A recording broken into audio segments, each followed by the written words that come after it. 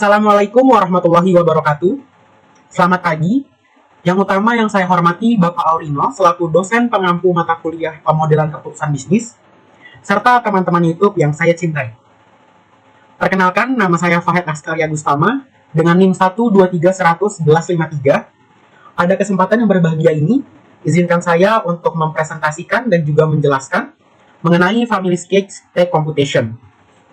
Nah, untuk ini saya rubah menjadi Family Cakes karena ini perumpamaannya adalah perusahaan kue keluarga yang menjadi pendapatan utama untuk Pak Head dan juga ayahnya. Kita ketahui di sini non-parametersnya, dan untuk non-parametersnya ini saya ubah dalam bentuk rupiah. Maka dari itu, diketahui retirement savingsnya atau tabungan pensiunnya sebesar 5%, lalu ada maksimum savingsnya atau penghematan maksimal itu 4 juta rupiah, lalu ada personal exemption atau pengecualian pribadi 3.200.000 rupiah per orang, lalu ada standard deduction yaitu pengurangan standar sebesar 10 juta rupiah, lalu ada tax rates atau tarif pajak 10% sejumlah 1 juta rupiah itu 14.600.000 rupiah, lalu ada tarif pajak 15% sejumlah 14.601.000 rupiah itu 59.400.000 rupiah, dan juga ada tarif pajak 25% dengan jumlah 59.401.000 itu 119.950.000 rupiah. Selanjutnya kita masukkan variablesnya yang sudah saya tadi singgung sedikit, yaitu adalah di sini variablesnya kenapa 2, karena hanya Fahid dan juga ayah Fahid yang bekerja pada perusahaan kue keluarga. Untuk ibu bekerja sebagai ibu rumah tangga yang tidak mendapatkan penghasilan. Maka dari itu, saya hanya memasukkan 2 variabel saja. Langsung saja kita masukkan di sini untuk pendapatan Fahid's Father Estimate Income sebesar 600 juta rupiah dalam jangka waktu 1 tahun. Untuk Fahid Estimate Income yaitu sebesar 108 juta rupiah dalam jangka waktu yang sama yaitu 1 tahun. Setelah sudah, maka dari itu langsung saja kita menghitung tax computation-nya. Yang pertama itu adalah total income. Langsung kita masukkan total income untuk rumusnya, yaitu sama dengan estimate income dari ayah Fahid ditambah dengan estimate income Fahid. Maka mendapat sebesar total income-nya 708 juta rupiah. Selanjutnya, kita akan menghitung retirement savings atau tabungan pensiunnya, yaitu sama dengan kita masukin formulanya min. Kita masukkan retirement savingsnya 5%, lalu kita kalikan dengan total income, dan kita masukkan juga yaitu maksimum savingsnya 4 juta rupiah. Maka kita dapat untuk retirement savings atau tabungan pensiunnya sebesar 4 juta rupiah. Selanjutnya, kita akan menghitung personal exemptions atau pengecualian pribadi. Nah, untuk personal exemptions itu kita masukkan rumusnya sama dengan 2. Kenapa 2? Karena pada variables, untuk estimate income-nya ada Fahid's Father dan juga Fahid's. Maka dari itu kita masukkan 2. Seperti itu. Lalu 2 ini dikalikan dengan personal exemptions yang ada di non-parameters, yaitu 3.200.000 rupiah per orang. Kita dapatkan untuk personal exemptions-nya sebesar 6.400.000 rupiah. Selanjutnya adalah kita akan menghitung standard deduction atau pengurangan standar. Karena pada non-parameter standard deduction sudah diketahui terdapat 10 juta, maka kita tinggal masukkan sama dengan standard deduction-nya yaitu 10 juta. Oke. Selanjutnya, kita akan menghitung taxable income atau penghasilan kena pajak. Nah, untuk taxable income ini, kita akan memasukkan formulanya sama dengan max, buka kurung, 0, kita masukkan total income-nya, 708 juta rupiah. Kita kurangi dan kita masukkan lagi formulanya sum. Lalu kita masukkan, yaitu retirement savings-nya, 4 juta rupiah. Dan kita masukkan standard deduction-nya sebesar 10 juta rupiah. Maka kita dapat untuk taxable income atau penghasilan kena pajak sebesar 694 juta rupiah. Nah, untuk total pendapatan dari 708 juta rupiah telah dikurangi menjadi pendapatan kena pajak sebesar 694 juta rupiah ini. Oke, langsung kita masuk ke tarif pajak 10%.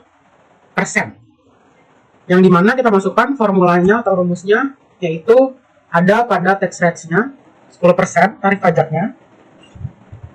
Lalu kita kalikan, kita masukkan formulanya min,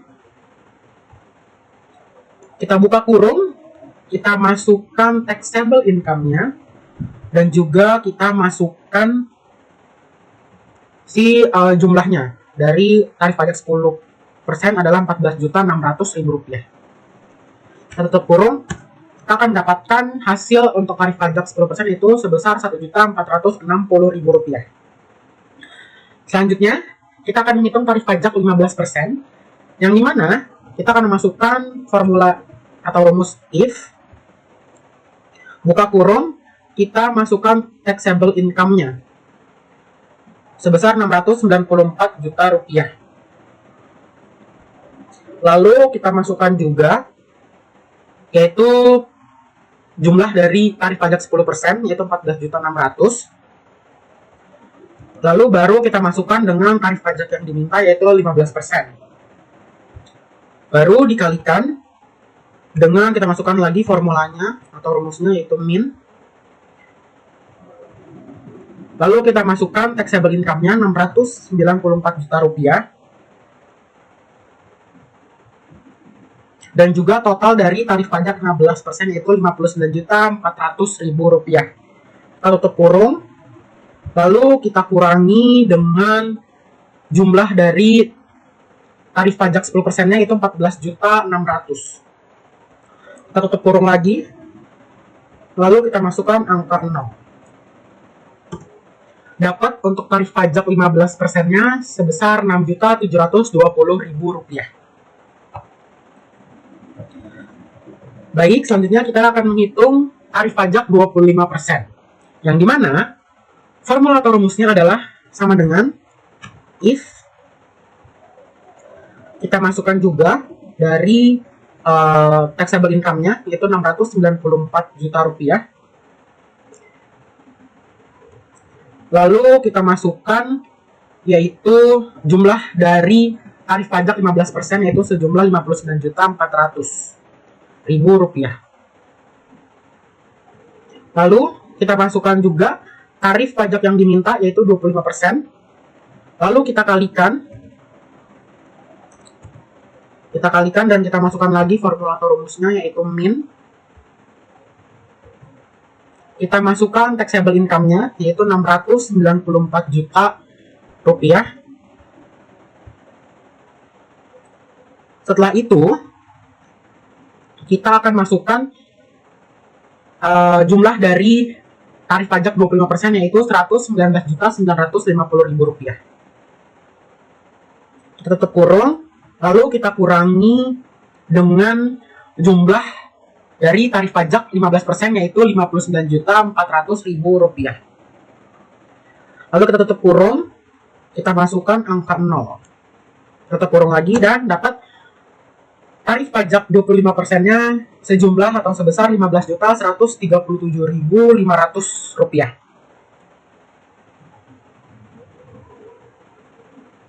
Selanjutnya kita akan menghitung total tax, yaitu kita masukkan formula atau rumusnya yaitu sama dengan sum. Lalu buka kurung, kita masukkan tarif pajak yang 10%-nya.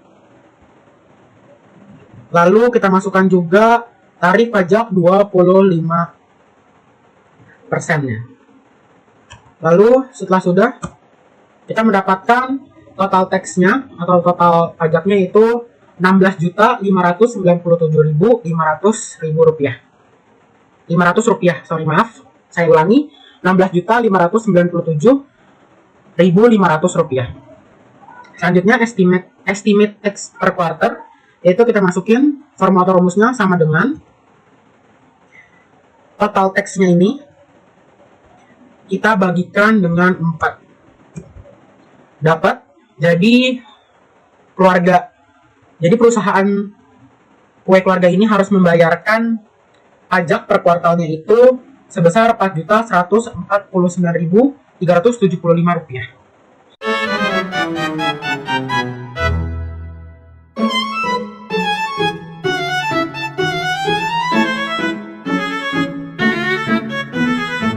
Oke, selanjutnya izinkan saya untuk mempresentasikan dan juga menjelaskan mengenai break-even point atau BEP pada manisan kolang-kaling Mama Fred Shop. Nah, di sini diketahui bahwasanya ada non-parameters, yaitu ada 3. Data, ada selling price per unit, fixed cost, dan juga variable cost per unit. Untuk selling price per unitnya sendiri, ini dijual dengan harga 600.000 karena penjualan yang mendekati bulan Ramadan. Jadi banyak sekali penjual-penjual yang menaikkan harga. Maka dari itu untuk fixed cost-nya yaitu sebesar 1 juta. Untuk variable cost per unitnya yaitu 500.000. Saya izin menjelaskan sedikit kenapa harga jual persatuannya 600, untuk fixed cost-nya itu 1 juta. Untuk fixed cost-nya sendiri sebenarnya harga tetapnya adalah pembelian barang-barang atau peralatan-peralatan yang tidak akan berubah-ubah lagi. Nah, untuk variable cost per unitnya ini adalah pembelian seperti bahan-bahan yang harganya berubah-ubah, seperti kolang-kalingnya, lalu ada pewarna makanannya, dan juga bahan-bahan lainnya. Nah, untuk variablesnya sendiri, saya ingin menjual dengan penjualan sebanyak 500 unit. Maka dari itu langsung saja kita hitung untuk total revenue-nya, yaitu